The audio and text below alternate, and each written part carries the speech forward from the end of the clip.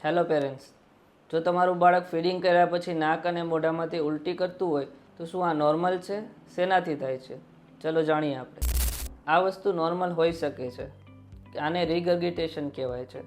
નાના બાળકોનું પાચન તંત્ર નોર્મલ નથી હોતું, થોડું નબળું હોય છે, જેના કારણે એ ફીડિંગ કરી લે એટલે તરત ઉલટી કરી નાખે છે.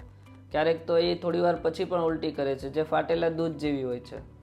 આ બધું નવજાત શિશુમાં અને 6 મહિના સુધીના બાળકમાં થતું હોય છે.